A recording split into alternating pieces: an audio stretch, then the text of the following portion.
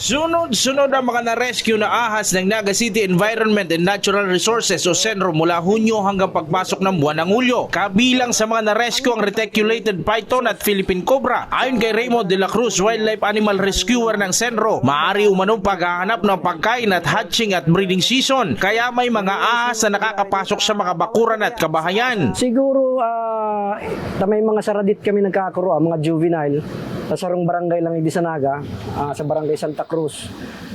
Sa iling mi garo hatching season ngunyan kang mga reticulated python. Bali may nadakop kami duman, may na-rescue kami duman sa rong 9 feet na reticulated python kang Father's Day mismo, June 21.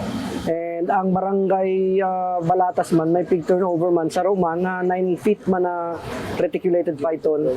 So, kadaklan po na nagka-rescue mingon yan, kan office, mga non-venomous snakes, siguro po darani yung pagparaururan. Dahil cold-blooded ang mga ahas at tagulan, isa umano ito sa maaaring dahilan kaya ang ahas ay nagsisilabasan at karaniwang napupunta sa mga komunidad. Muling paalala nito sa publiko.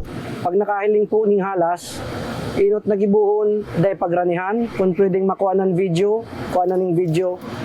Tapos pwede po nindong isend yan sa page, either sa page yung Naga City Enro or sa page yung Naga City Operatives for Basic Rescue of Wild Animals. May mga FB page po kami na pwede ka mo mag send ning mga messages dyan. Inot na inot, mag-declutter. Kung si mga gamit nindo na sa iling nindo dahil na nindo pwedeng gibuhon kwarta, i-discard na, i-dispose na po nindo. Si mga pwede pang ipabarakal na po nindo.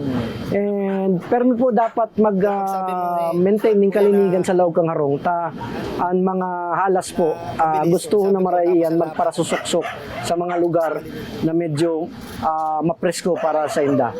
Yan mga taratambak tang yan ng mga kahoy, saro po yan sa mga gusto nindang pagparasuksukan. Ang mga ahas ay kabilang sa pinoproteksyonan sa ilalim ng RA 9147 o Wildlife Resources Conservation and Protection Act ng Pilipinas, kaya't hindi ito narapat patayin at dapat ibalik sa kanilang natural habitat. Jan Amador, CSN.